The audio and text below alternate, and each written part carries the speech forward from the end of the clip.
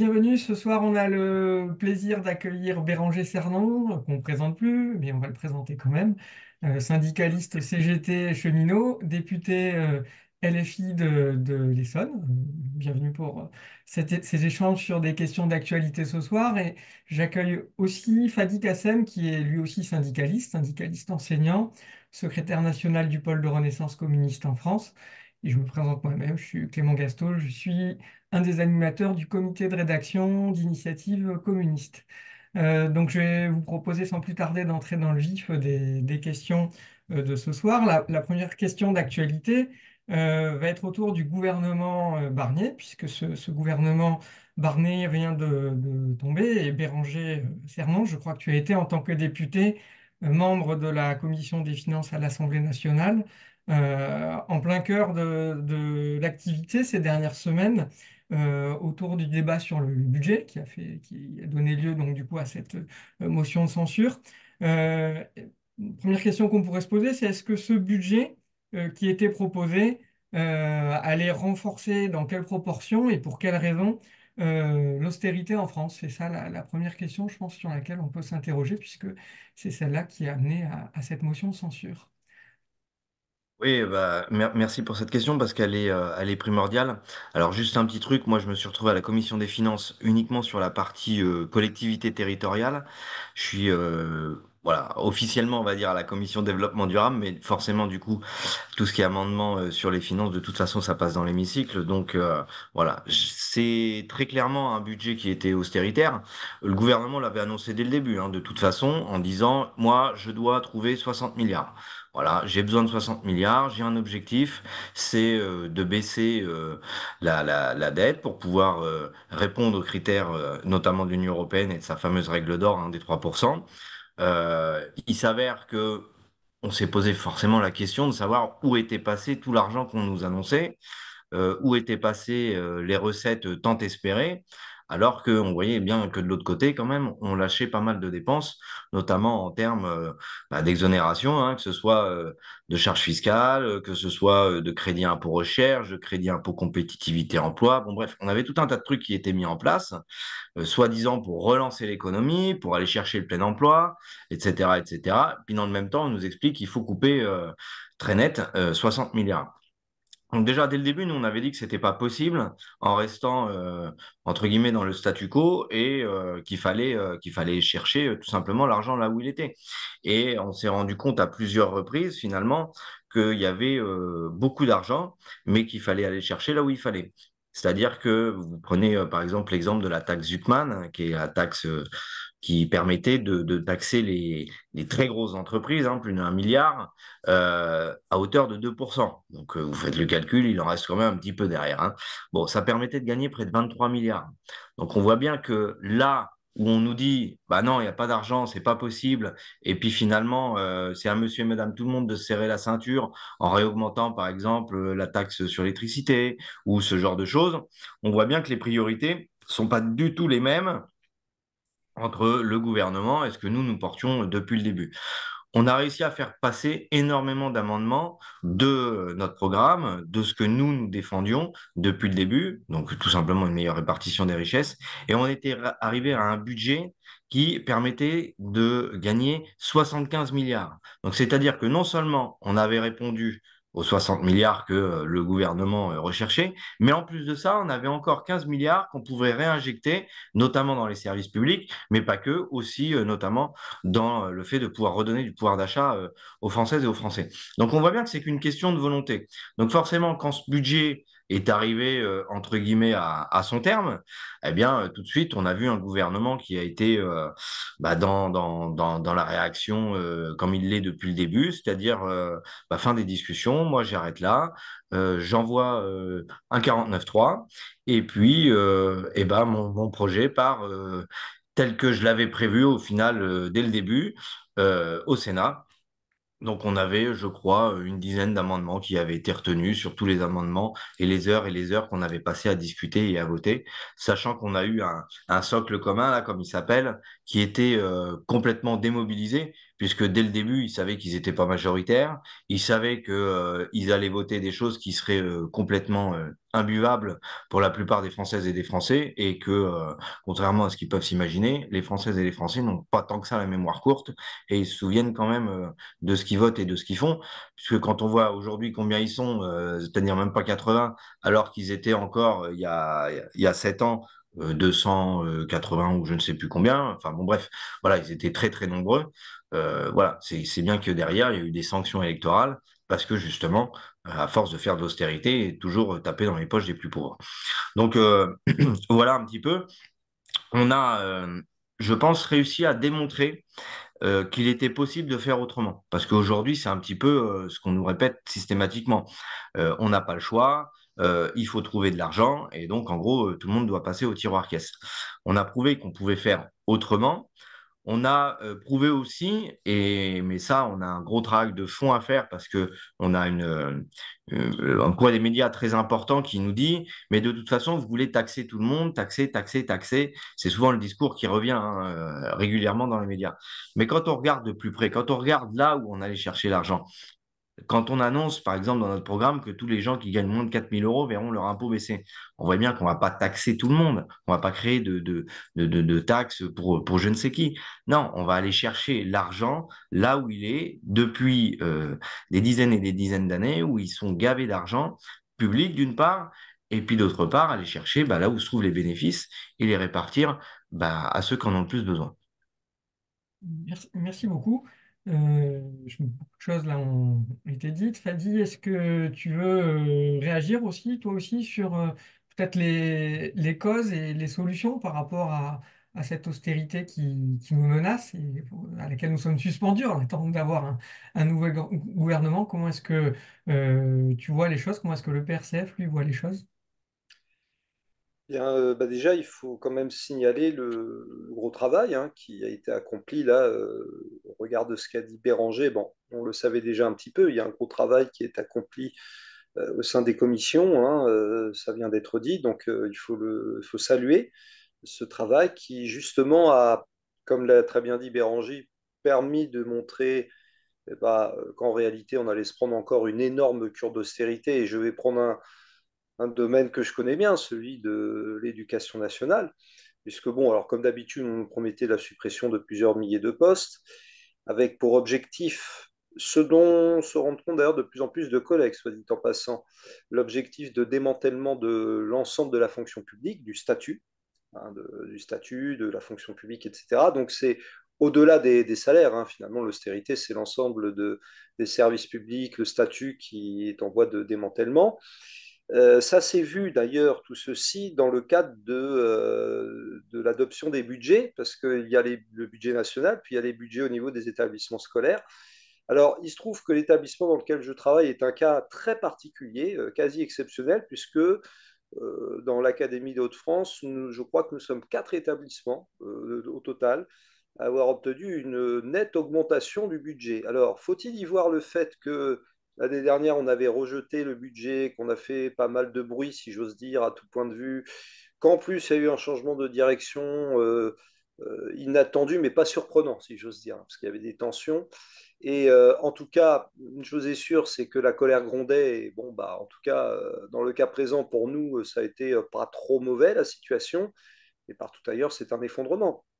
C'est un effondrement dont prennent conscience, bien sûr, les collègues, mais aussi, c'est ça qui est très intéressant, de plus en plus de parents d'élèves, au moins les élus. Et notamment parce qu'ils sont sensibles à un discours très simple et qu'il faut avoir en tête, c'est que effectivement, on nous explique qu'il faut faire des économies. Sauf que, on se souvient, il y a 2 ans, le 20 janvier 2023, c'était au lendemain du premier grand jour de manifestation contre la destruction des retraites, où Emmanuel Macron avait annoncé un plan de modernisation des armées de 413 milliards d'euros pour la période 2024-2030. Donc, si on doit faire des économies, on sait très bien dans quel domaine. Hein. Béranger pourrait parler mieux que moi d'ailleurs de la SNCF, des FGDF, bon, l'éducation nationale, les hôpitaux. Enfin, on ne va pas faire la liste, on les connaît. Et si c'est pour parallèlement financer une industrie subventionnée même, hein, subventionnée les grands groupes hein, du type Dassault, etc. Et pour pouvoir finalement préparer la France à être dans les guerres de haute intensité, puisque c'est l'objectif fixé depuis maintenant 4-5 ans par l'état-major, hein, M. Thierry Bucart en particulier. Bon, bah, inutile de dire que cette austérité, elle passe très très mal. Et de manière très concrète aussi, il y avait parmi les mesures qui ont suscité une vraie levée de bouclier dans le monde enseignant. D'ailleurs, je dis, il y avait beaucoup, notamment dans le secteur primaire, de collègues mobilisés. L'une des mesures qui a fait très très mal, c'était l'annonce des 3 jours de carence. Très concrètement, ça veut dire qu'en fait, il est interdit d'être malade quand on est enseignant maintenant. On n'a pas le droit d'être malade, sinon bah, on n'est pas payé. Donc, comme je le dis si bien aux collègues, dans ce cas-là, c'est très simple. Si vous êtes en état de venir, ce qui est possible qu'on ne le soit pas quand on est malade, on ne peut pas sortir du lit, mais si vous pouvez, eh ben venez. Vous ne pouvez pas faire cours, eh ben vous ne ferez pas cours, tant pis, vous êtes sur place, au moins vous êtes payé. Et puis si besoin, bah, tant pis, vous contaminez les élèves. Et puis voilà, puisque dans le fond, les enseignants pas que les enseignants, je parle de ce milieu puisque je suis dans ce milieu professionnel-là, mais puisque les enseignants sont traités comme des moins que rien, etc., bon, bah, rendons l'appareil à ceux qui font ça. Bon, c'est comme ça. Donc, clairement, cette mesure d'austérité, ces mesures d'austérité, mais on aura l'occasion d'en rediscuter, elles sont pas nouvelles. Béranger l'a bien précisé, ce sont ces fameux 3% de critères de Maastricht. Donc ça date depuis au moins Maastricht. Et en fait, il faudrait remonter bien en arrière. C'est à partir du moment où on a mis en place le système monétaire européen. Ça fait déjà 45 ans qu'on se tape ça.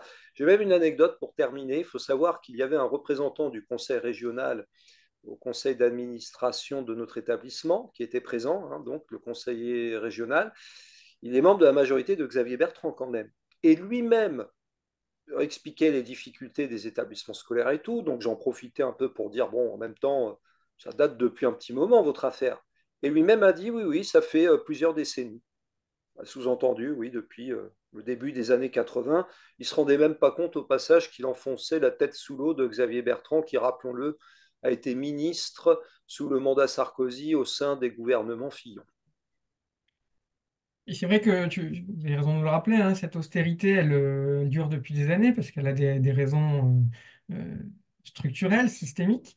Mais c'est aussi une politique qui a été condamnée. Je crois qu'on peut dire qu'elle a été condamnée contre toute attente hein, dans les urnes le 7 juillet dernier, puisque en dépit des injonctions médiatiques qui faisaient la promotion de la droite extrême et de l'extrême droite, en fait, c'est bel et bien une dynamique de gauche populaire qui s'est imposée dans les urnes, qui s'est imposée avec un vrai front antifasciste. Pour autant, Macron s'obstine à essayer de garder le statu quo de sa politique. Il s'obstine dans la fuite en avant en s'alliant avec le RN, qu'il place et qui souhaite être au centre du jeu. Mais aussi, on le constate là ces derniers jours, un parti socialiste et ses alliés qui s'apprêtent une nouvelle fois à essayer de se replacer, je ne sais pas si on peut le dire comme ça, aux côtés d'Emmanuel Macron et de sa majorité. En un sens, ce n'est pas une surprise, puisqu'une partie de ce parti socialiste était dans la majorité Hollande avec ce même ministre à l'époque un peu plus jeune, Emmanuel Macron, comme quoi les choses bougent pas si vite qu'on veut le penser.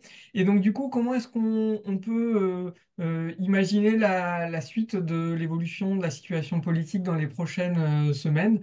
Béranger Cernan, comment est-ce que à LFI, vous voyez la situation? Quelles sont les premières réactions, même si on sait que les choses ne sont pas encore tout à fait stabilisées? Comment est-ce que tu vois la perspective pour les jours et semaines à venir?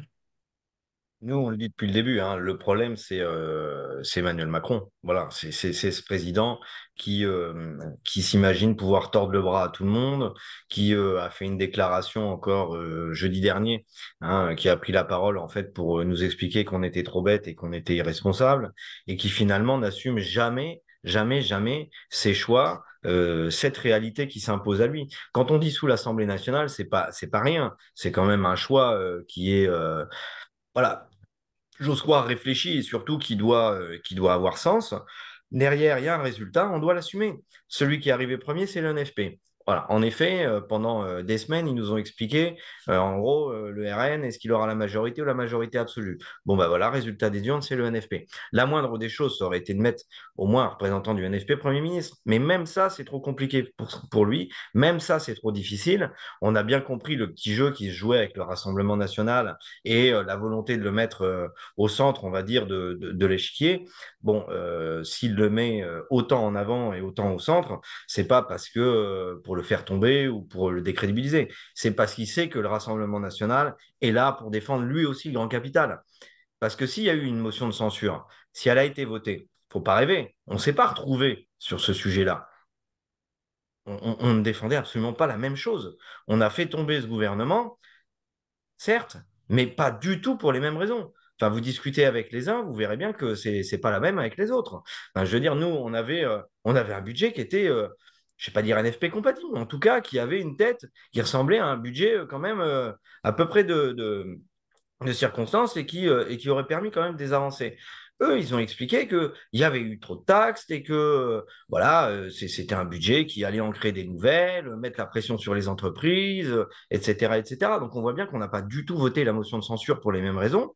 Et aujourd'hui, le Rassemblement national, c'est celui qui défendra le grand capital, c'est celui qui défendra les ultra-riches, comme le veut Macron depuis le début. Et quant à ceux qui voudraient voilà, appeler faire un front républicain, mais sans LFI, parce que voilà, on doit sentir un peu le soufre, et puis sans machin, et puis sans truc. Bon, bref, Euh, attention, attention, parce que on a déjà déçu par le passé très fortement. Ne refaisons pas les mêmes erreurs. Et le fameux Front républicain, socle commun, l'alliance PS jusqu'à LR ou je ne sais où, on l'a déjà connu, hein, ça s'appelait la Macronie. Hein. On voit l'état de déliquescence aujourd'hui.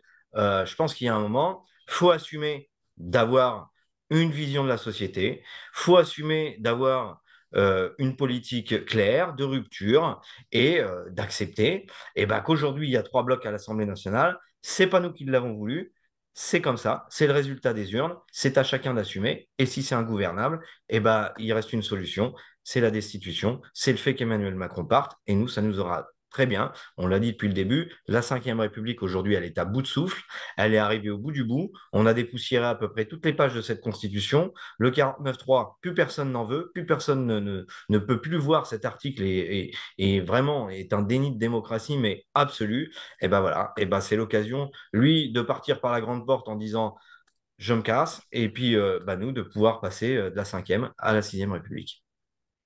Et du coup, Fadi Kassem, comment les communistes se positionnent par rapport à cette question de l'avenir d'Emmanuel Macron à l'Élysée et plus largement de l'alternative politique et du respect des décisions prises par le peuple souverain lors des élections, c'est-à-dire ce petit mot qui est la base de la démocratie, qui est la souveraineté populaire pour les jours prochains. Comment est-ce que vous voyez les choses?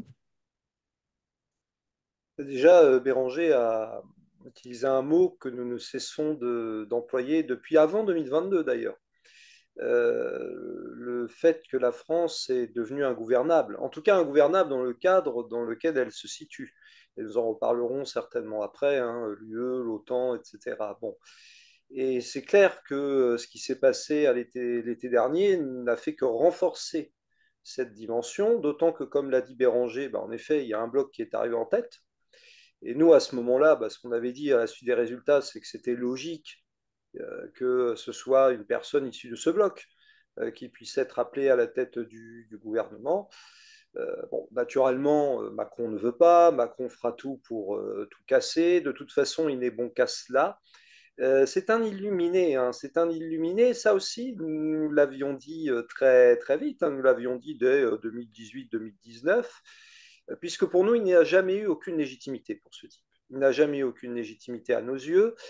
En réalité, il a réussi un coup d'État démocratique, pour reprendre une expression qui a été utilisée par notamment, si je me souviens bien, Aude Lancelin en 2017. C'était déjà un coup d'État démocratique, tout était parfaitement verrouillé, etc.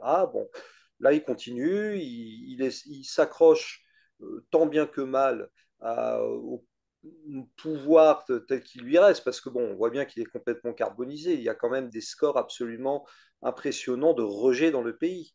Quand on regarde les sondages, il y a plus de trois quarts des Françaises et des Français qui le rejettent. Bon. Donc, très concrètement, pour nous, il est carbonisé et c'est clair que le mot d'ordre que nous développons au PRCF, ben, c'est Macron démission. Macron démission, sachant que les députés, notamment LFI, hein, parce que là aussi Béranger a raison de rappeler une chose, c'est qu'en réalité, Marine Le Pen, le RN sont très respectueux et pour cause, hein, ils ne veulent absolument pas se débarrasser d'une cinquième république qui ressemble davantage depuis ses origines en réalité à une monarchie bâtie sur mesure pour le général de Gaulle d'ailleurs. Ben, Marine Le Pen ne veut pas se débarrasser de ça. Elle n'a pas envie. Elle, ce qu'elle veut, c'est juste échapper à ses ennuis judiciaires, d'ailleurs bien justifiés, hein, soit dit en passant.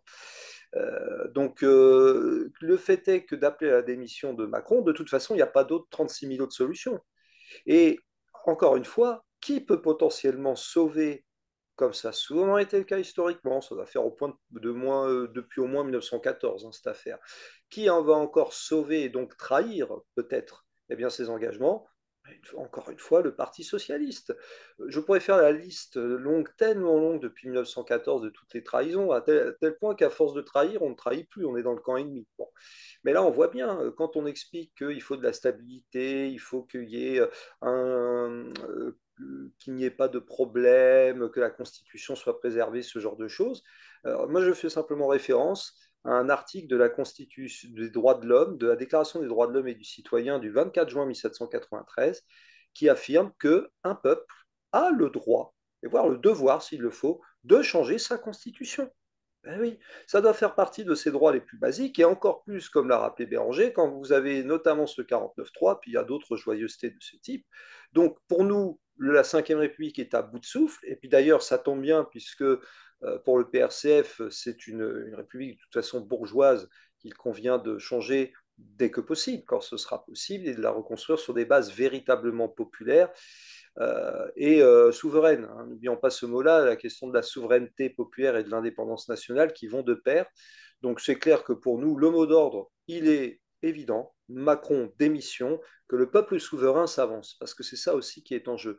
À la fin des fins derrière, c'est aussi pour que le peuple souverain s'avance. Et justement, c'est intéressant, et peut-être ce sera l'occasion d'en parler après, au même moment, comme quoi la coïncidence, c'est le peuple souverain qui a fait reculer l'apprenti dictateur en Corée du Sud, qui justement sur des questions budgétaires souhaitait a mis en place, a instauré la loi martiale qui a été immédiatement retirée sous la pression populaire. Donc on voit que quand le peuple souverain s'avance, eh ben, les dirigeants réactionnaires sont obligés de reculer. Et essayons de faire de même en France. Je vous propose de venir à une question qui est aussi d'actualité brûlante au niveau international, mais on voit que, en fait, là, avec cette censure, avec les réactions qui sont celles d'Emmanuel Macron et l'incertitude dans laquelle on est plongé, on y vient aussi. C'est celle de la stabilité géopolitique, celle de la paix, celle de la stabilité des institutions démocratiques. Et donc, on peut constater qu'au moment où le gouvernement Barnier est tombé, en Corée du Sud, le président lui tentait un coup d'État hein, pour renverser son Parlement en instituant la loi martiale. Euh, Parallèlement, on sait qu'il y a une guerre sanglante qui a toujours cours en Palestine avec les massacres qu'on connaît. Là, ces dernières heures, c'est des forces terroristes islamistes qui viennent de faire tomber le régime El-Assad en Syrie. Et ces derniers jours aussi, on entendait les tirs de missiles frappant dans la profondeur du territoire russe avec l'appui des États-Unis et de l'Union européenne. Et là aussi, Emmanuel Macron qui appelait à mettre de l'huile sur le feu, y compris avec des armes françaises. Et donc, il était question, il y a quelques instants, aussi de parallèles politiques avec la situation de 1914. Je ne sais pas si on est dans la même situation, mais est-ce qu'on peut parler d'une fuite en avant évitable ou inévitable vers une guerre mondiale avec l'ensemble de ces conflits qui sont de plus en plus brûlants et virulents? Fadi Kassem, comment est-ce que pour le PRCF, vous analysez cette situation dangereuse et la manière dont on peut y faire face? Évitable, par définition, tout phénomène peut être évité. Alors évidemment, il ne faut pas que ce soit trop tard.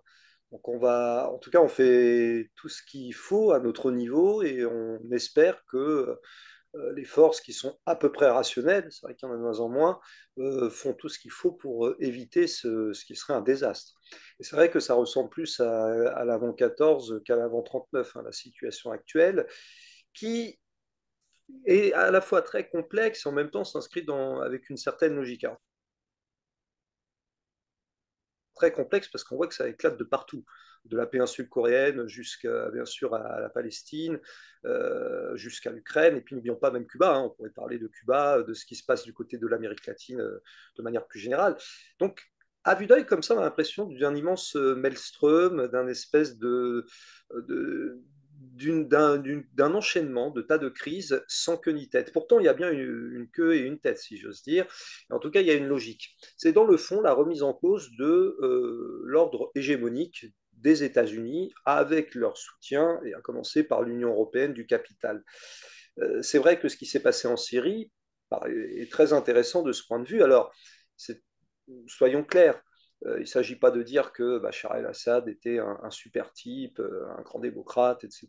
Bon, clairement, son régime était très fragile et souffrait quand même d'un certain manque d'assises populaires. Pour autant, quand on voit ce qui arrive, on a déjà connu ça dans des tas d'autres pays, en Afghanistan, en Irak, en Libye.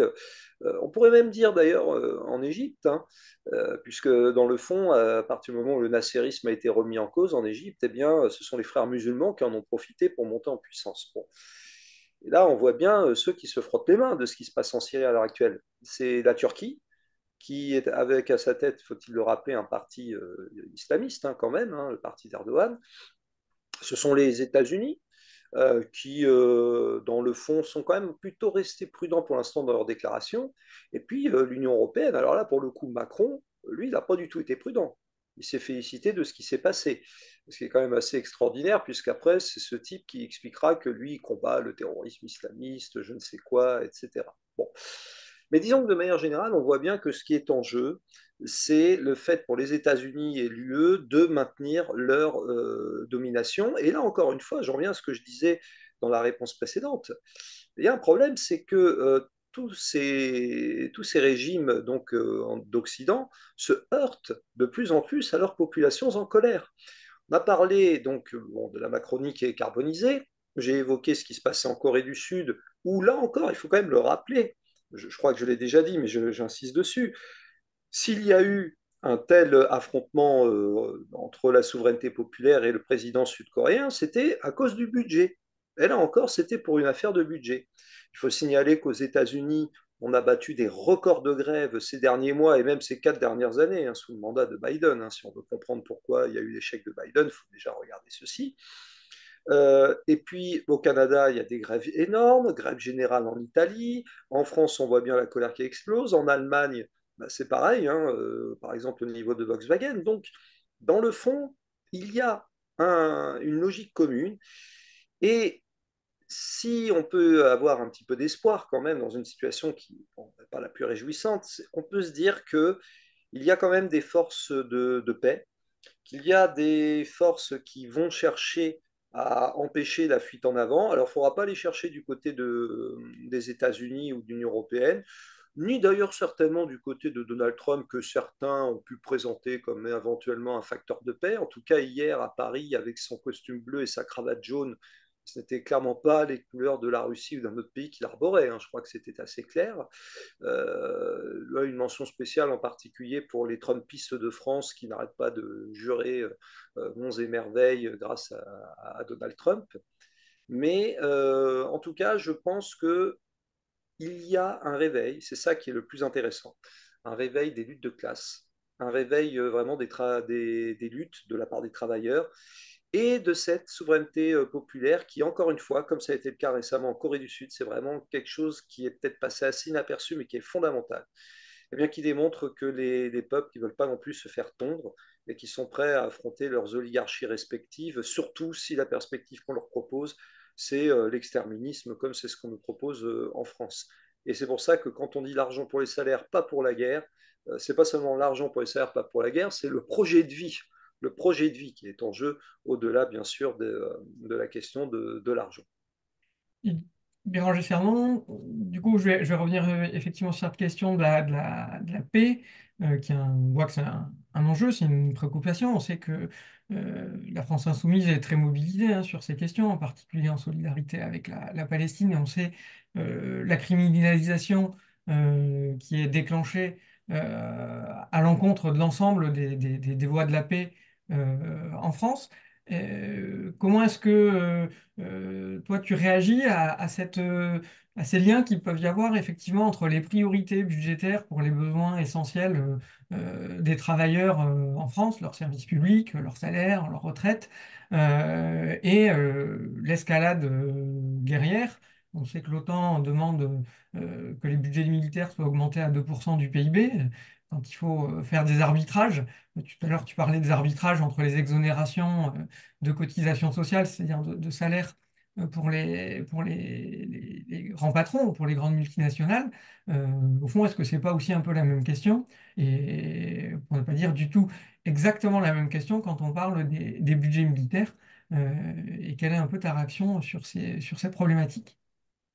Ah, c'est sûr que la question de la paix, aujourd'hui, dans le monde, se pose plus que jamais, j'ai envie de dire, hein. On voit partout, en effet, des tensions très vives entre les pays. On voit des conflits éclater de manière enfin, de plus en plus récurrente. On voit aussi enfin, des, ouais, des personnes qui devraient porter justement ce message de paix, elles, parlent d'économie de guerre, par exemple. C'est quand même assez parlant hein, de parler d'économie de guerre. En France, l'un des seuls budgets, il y en a deux, hein, qui augmente, bah, c'est le budget de la défense. Voilà. Donc, on voit bien que ces guerres ou cette volonté de guerrière sont présentes dans les gouvernants, alors que, on le voit bien, les gens ne souhaitent absolument pas cette guerre. Mais il faut se rendre compte, en effet, que les inégalités sociales, le fait d'avoir des gouvernements de plus en plus durs avec leur peuple, amène à des tensions très importantes, très vives, et on a bah, voilà, des forces j'ai envie de dire, qui se mêlent, entre guillemets, de ce qui ne les regarde pas et qui finalement usent et abusent de ces conflits pour, elles, faire du business, pour faire, elles aussi, de l'argent, alors qu'elles devraient défendre bec et ongle la paix. Et défendre la paix, c'est pas seulement le dire, c'est aussi faire des actes. Quand on parle d'arrêter de vendre des armes, bah, c'est pas rien, c'est pas rien quand même. C'est un acte fort et c'est ça aussi, défendre la paix. Donc voilà, il y a plusieurs choses qui pourraient être faites, qui malheureusement ne sont pas faites, parce que on se doute bien que bah, c'est utile à certains, et qu'il y a une véritable économie autour de cette question de la guerre, de la vente d'armes, voilà, et toutes ces choses-là. Et oui, dans le monde dans lequel on est actuellement, ça pose question. Et quand on voit le gouvernement et surtout le comportement, je vais dire, de l'Union européenne qui impose certaines choses aux différents peuples, ça ne peut qu'amener des tensions très vives. Et en plus de ça, un renfermement sur eux-mêmes, où on le voit qu'on a une montée quand même de l'extrême droite très importante dans tous les pays quasiment de l'Europe. Merci, je pense que la question est ce soir un peu plus claire avec vos explications. Et je pense qu'il y a un autre point d'actualité qui intéresse ceux qui nous regardent ce soir. C'est une question transatlantique. C'est celle du Mercosur, puisqu'on vient d'apprendre que Ursula von der Leyen, la présidente de la Commission européenne, a signé un nouvel accord de libre-échange entre la zone Union européenne et la zone économique des pays d'Amérique du Sud, qu'est le Mercosur. La même, alors que la France avait fait part si ce n'est dans les actes, au moins dans certaines paroles, d'une opposition. Et surtout, alors qu'il y a une colère paysanne qui est absolument massive en France, avec un rejet quasi unanime de cet accord. Et du coup, Fadi, j'ai envie de t'interpeller sur la réaction de Xavier Bertrand, qui est pas un franc-gauchiste, hein, comme on le sait, puisque c'est le président LR de la région Hauts-de-France, qui vient de déclarer ce serait la première fois que l'UE envisage son avenir sans la France et contre la France. Alors, est-ce que effectivement, il n'y a pas d'avenir pour la France dans l'Union européenne? Xavier Bertrand est d'ailleurs un habitué de déclarations un peu choc, hein. Je me souviens, il y a quelques années, au moment où il y avait la fermeture de Goodyear, je ne sais plus quoi, il avait parlé d'un assassinat prémédité. Ah bon, il aime bien les formules un peu choc. Mais cela étant, pour le coup, il a en partie, seulement en partie raison, parce que ce ne serait pas la première fois en réalité. Ce serait la je ne sais combienième fois. Et en tout cas, c'est clair que l'avenir de la France ne peut pas être dans le cadre de cette Union européenne. Et on vient de le voir une fois de plus, parce que là c'est quand même extraordinaire. Il y a quasiment unanimité à tous les niveaux, hein, même au Sénat pratiquement, sur ce rejet du traité de libre-échange, enfin de libre-échange. Ce qu'on appelle de libre-échange, il faut être très clair, c'est quoi le libre-échange? En fait, ce sont des négociations entre grands intérêts capitalistiques, hein, soit sous forme de monopole, soit sous forme d'oligopole, pour faire davantage de profits de part et d'autre de l'Atlantique, et ceci au détriment des paysans de France, d'Europe, mais aussi d'Amérique du Sud. Il ne faut quand même pas oublier qu'il y a aussi des centaines de milliers, voire des millions de paysans sans terre qui seront grands perdants dans cette affaire. Et c'est clair que pour la France, une fois de plus, la preuve est faite que l'Union européenne est une machine de destruction, mais depuis les origines d'ailleurs, depuis les origines. Et nous le voyons bien de plus en plus. On a parlé des services publics. Béranger, il parlerait certainement mieux que moi des différentes directives, rails, des paquets ferroviaires ou de ce genre de choses. Bon, là, on en a la confirmation. Ce qui est assez extraordinaire, c'est quand même la réaction de gens qui disent mais c'est pas normal, elle n'a pas le droit, Ursula von der Leyen. Ah bah si, il se trouve qu'elle a le droit. Elle se trouve qu'elle a le droit parce qu'il existe ce qu'on appelle la politique commerciale commune, qui est une compétence, notamment de la Commission européenne, et que de surcroît, elle est appuyée par nombre de puissances, à commencer par, on ne sera pas surpris, l'Allemagne, qui, évidemment, bon, bah, sont là pour appuyer ce traité dit de libre-échange qui risque de passer, et qui, en tout cas, tout sera fait pour passer. Alors, le plus ironique dans l'affaire, ce serait de faire croire que ce traité a une chance de passer parce que le gouvernement Barnier vient de tomber. Enfin, c'est une plaisanterie. Il faut quand même rappeler que Michel Barnier, il a été ministre des Affaires européennes, hein, dans le gouvernement Raffarin en 2004-2005, hein, notamment. Il était en charge des affaires européennes, il était même en charge à un moment des affaires étrangères. Et donc, c'est l'un de ceux qui n'a cessé de négocier tous les traités possibles et imaginables de démantèlement de l'ensemble des conquêtes sociales, des services publics, etc. Et là, on voudrait nous faire croire que parce qu'il vient de tomber, le traité va pouvoir passer plus facilement. Oh non, non, il n'y avait absolument pas besoin de ça. De toute façon, la Commission européenne est bien rodée, hein, et Ursula von der Leyen en tête, et elle ne fait que confirmer qu'en effet, si la France continue de rester dans ce machin-là. Et au demeurant, pas que la France, hein. En réalité, c'est vrai pour l'ensemble des travailleurs des pays membres de l'Union européenne. Ben, si nous continuons à rester dans cette situation, eh bien, nous allons voir exploser, et d'ailleurs c'est déjà le cas, les situations de désindustrialisation, de délocalisation, de destruction des structures artisanales et agricoles. Donc oui, Xavier Bertrand, bon, il le dit sur le ton dramatique, et pour, je ne sais pas s'il a en tête l'anniversaire de la victoire du non 2005, on en parlera peut-être plus tard, mais ce qui est certain, c'est que dans la conjoncture actuelle, il y a une espèce de coïncidence des temporalités qui fait que, bah oui, pour l'occasion des 20 ans, c'est l'occasion d'affirmer haut et fort qu'il est temps d'en finir avec ce machin capitaliste qu'est l'Union européenne, et avec son bras armé qu'est l'OTAN.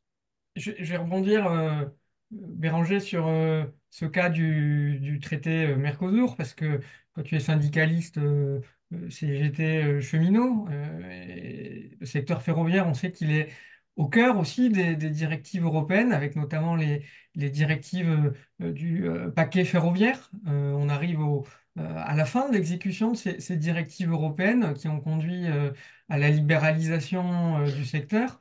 Il y a une bataille très importante qui est engagée actuellement par les cheminots en France autour de la filialisation et en fait le démantèlement en fait de la SNCF.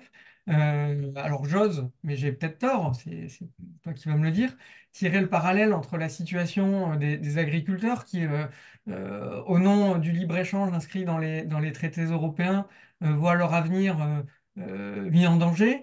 Euh, Est-ce que c'est la même situation pour le rail en France, le service public ferroviaire? Et au fond, est-ce que c'est pas, comme le dit Xavier Bertrand, un avenir contre la France, ou du moins très défavorable au développement de la France, et en particulier de la France des travailleurs, que nous prépare l'Union européenne et ses traités? En effet, ce qui est terrible aujourd'hui avec l'Union européenne, c'est que tout ce qu'elle nous impose va à l'encontre même en fait de l'intérêt général et de l'intérêt du pays. C'est une évidence. Aujourd'hui, on voit que les choix qui ont été faits par le passé nous ont emmenés petit à petit vers la fin des services publics, hein, la désintégration même des services publics. Alors bon, que ce soit Xavier Bertrand qui nous dit ça, alors que ça a quand même été hein, et les forceurs, on va dire, entre guillemets, d'adhésion, de faire confiance à l'Union européenne, et je vous en passe. Là, c'est pareil, on nous parle beaucoup du Mercosur, mais il y a eu combien de traités auparavant qui nous ont déjà mis dans le dur, avec le TAFTA, avec le CETA, là, aujourd'hui, c'est le Mercosur. Et puis, c'est pareil, quand j'entends des parlementaires, que ce soit du Rassemblement national, de la droite, même du Parti socialiste, nous expliquer que c'est un mauvais traité, qu'il faut s'y opposer de toutes nos forces, etc. Vous regardez les votes qu'il y a au niveau du Parlement européen. Bon, vous avez compris la mascarade qui joue autour de ça. Et puis, avec une grande sérénade, une grande clôture d'Emmanuel Macron qui nous explique que c'est la chute du gouvernement Barnier finalement qui a réussi à faire en sorte que le Mercosur passe. Ben, je veux dire, non seulement on prend les Françaises et les Français pour des cons, mais en plus de ça, on voit bien que c'est pas du tout, de toute façon, fait dans l'intérêt des Français, fait dans l'intérêt général, fait pour les agriculteurs, etc., etc. Le but, c'est de faire du business, c'est de faire de l'argent, un maximum d'argent. Ils savent pertinemment qu'il y aura de la casse, mais c'est pas grave. C'est pas grave parce que eux, pendant ce temps-là, ils auront réussi à faire passer leurs idées, à casser finalement ce qui existait. Et puis, vous imaginez bien qu'une fois que c'est cassé, pour revenir en arrière, c'est beaucoup, beaucoup plus compliqué. Et aujourd'hui, c'est un petit peu ce qui se passe partout. Je vais prendre un exemple. Ça a été dit, le ferroviaire, le fret SNCF, ça a été ouvert à la concurrence 10 ans avant le voyageur. On en voit l'état aujourd'hui. Alors, j'en mets pas ma main à couper parce que je suis persuadé qu'on peut gagner et qu'on peut inverser les choses. Mais si on reste dans l'état actuel des choses et qu'on continue comme on a continué auparavant, dans 10 ans, il y aura exactement le même constat pour le voyageur et ce sera une véritable catastrophe. Donc voilà. En tout cas, ce qui est certain, c'est que ce n'est plus possible que l'Union européenne impose des traités, impose des choix de société finalement de cette manière-là. Et enfin voilà, je pense que ce qui vient de se passer sur le Mercosur, on l'avait dit, nous, à la France Insoumise, hein, il y avait un plan A, un plan B, hein. Eh ben, je pense que le plan B, va falloir se poser sérieusement la question, parce que ce qui se passe là, c'est quand même assez gravissime. Et quand on voit le comportement de l'Union européenne et notamment d'Ursula von der Leyen, on voit bien que la démocratie, là aussi, c'est plus qu'inquiétant. Tu poses la question de la démocratie, et je pense que c'est aussi ça hein, qui est en cause, hein, on le comprend tous. On va arriver en fin 2024, on va arriver en 2025. Ça va donc être une année anniversaire d'un événement politique tout aussi retentissant que actuellement la censure du gouvernement Barnier. C'était le non au référendum le 29 mai 2005 sur le traité constitutionnel européen.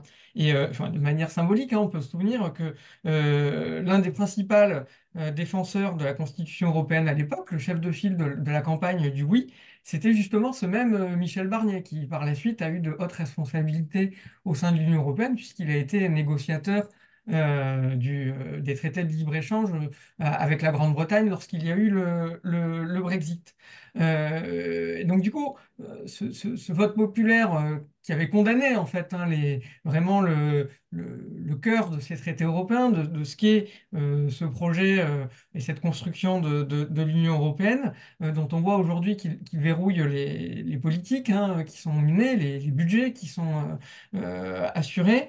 Est-ce que 20 ans plus tard, et avec ce qu'on sait de l'expérience, ce qu'on voit des luttes sociales et populaires, est-ce que pour la gauche, il n'y a pas un enjeu à affirmer peut-être un peu plus fort, qu'il y a une nécessité urgente d'en finir avec cette Union européenne, avec cette OTAN, alors que le pays fait face à une désindustrialisation qui n'a jamais été aussi massive, à une austérité qui est chaque jour davantage plus violente pour les travailleurs, pour les retraités, et que aussi on est dans cette situation de guerre enfin d'avancer vers la guerre qu'on a évoquée.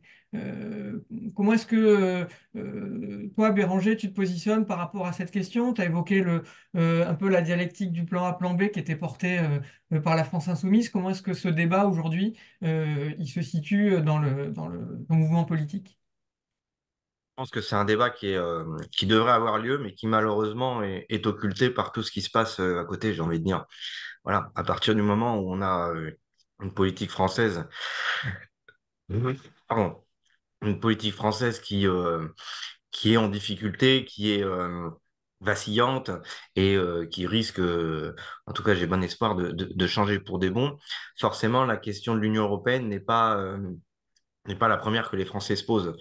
Ce qui est malheureux parce que quand on voit d'une part le résultat aux élections européennes, notamment le taux de participation qui est absolument catastrophique, et puis finalement ce qui s'y passe derrière, c'est vrai que ça pose question finalement de comment on prend en compte l'enjeu de la question européenne.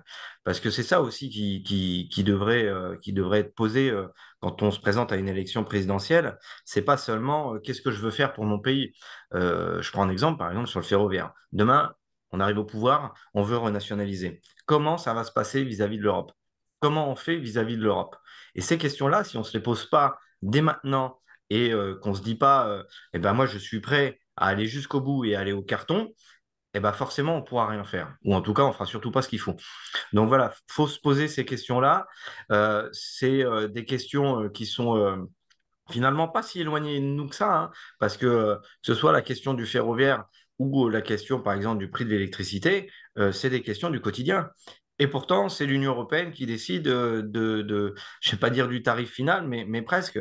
Donc voilà, c'est pourtant des questions du quotidien. Donc il faut qu'on arrive à remettre aussi cette question-là au centre de l'échiquier politique parce qu'il est primordial, il est essentiel. Et il ne s'agit pas seulement de faire comme le Rassemblement, de dire nous, l'Union européenne, on n'en veut plus. Et puis finalement, bah, on n'y est pas si mal que ça. Et puis finalement, en plus, ils nous donnent un peu d'argent, donc on en profite pas mal. Voilà. Donc non, non, il faut pas du tout prendre cette question de cette manière-là. Il faut voilà se dire comment on fait avec l'Union européenne. Et si jamais on voit que, eh ben, on n'y arrive pas, se poser aussi la question de savoir si bah, il faut la quitter.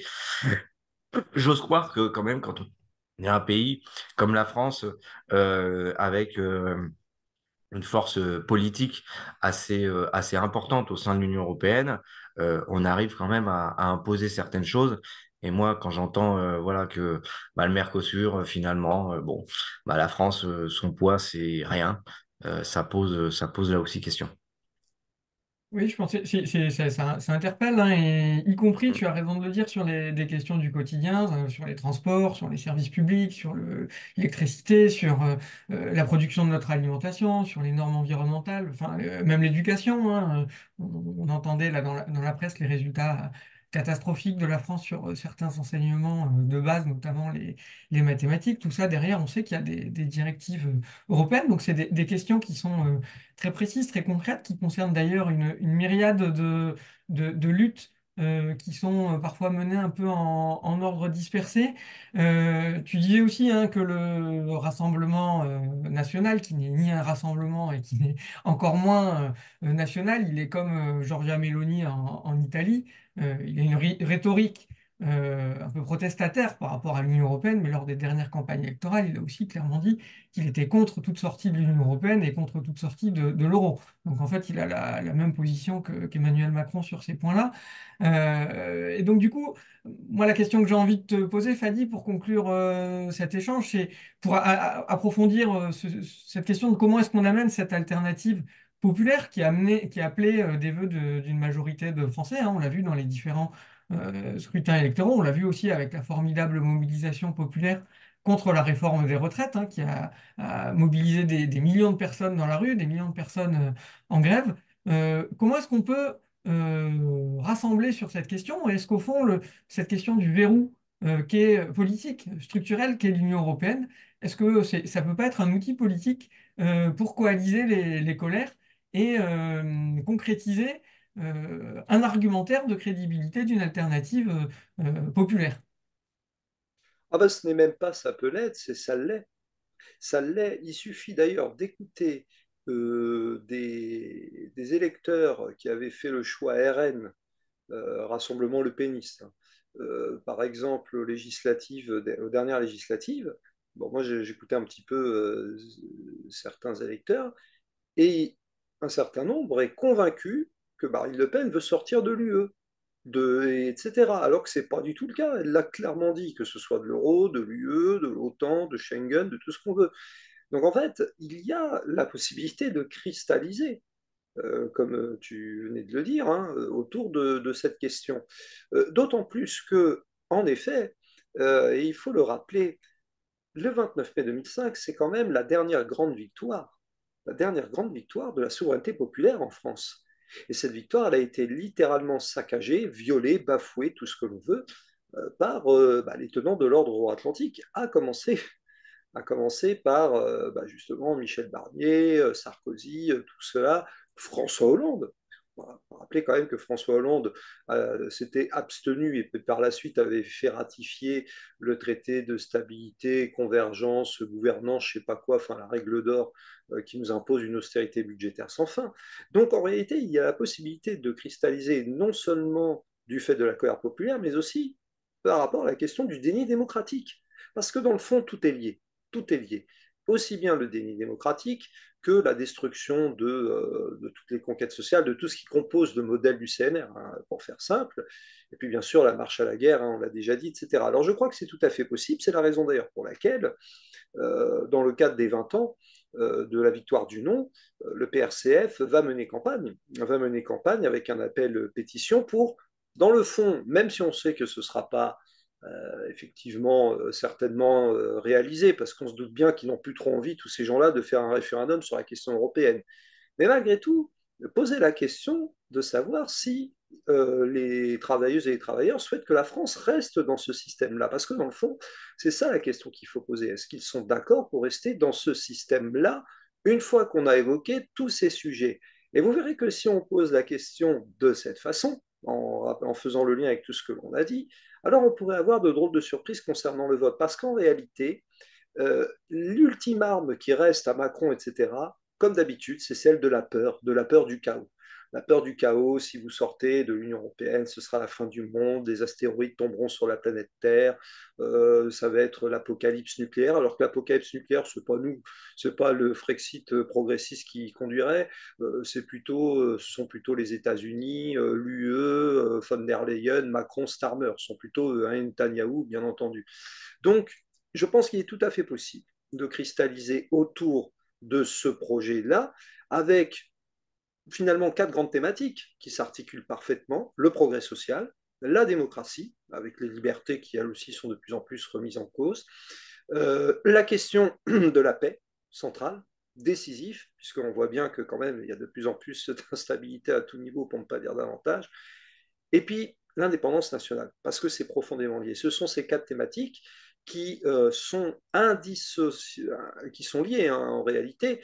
Et d'ailleurs, Béranger évoquait le fait que cette question, eh bien, à défaut d'être parfaitement abordée, au moins elle devait revenir à la surface, euh, au moins chez LFI. Et d'ailleurs, moi, je relisais il y a quelques temps de ça le programme L'Avenir en commun de 2017. Je dis bien de 2017.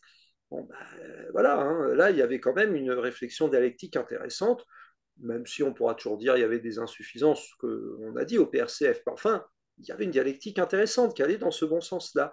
Eh bien, c'est ça qui peut vraiment, justement, faire la différence, c'est cette alternative, parce que cette alternative, elle met au centre du jeu politique qui, finalement, non pas une personne, un individu, mais le peuple souverain, la force du peuple travailleur, du peuple souverain. Et c'est ça qui constitue, dans le fond, partout, et déjà en France, surtout face à un Macron toujours plus illuminé, la seule véritable alternative politique possible, ce qu'on appelle l'alternative rouge et tricolore. Et d'ailleurs, ce sera le meilleur moyen de se débarrasser et de vaincre le RN qui, lui, justement, est non seulement antipopulaire, on le sait, antisyndical, mais également, en réalité, antipatriotique. Parce que dans le fond, lui, avoir une Europe blanche, comme le voulait déjà Jean-Marie Le Pen en son temps, ça ne le dérange pas plus que ça, tant que c'est débarrassé de toutes les impuretés classiques, selon lui, hein, évidemment, les étrangers, les communistes, les je ne sais quoi, bon, voilà.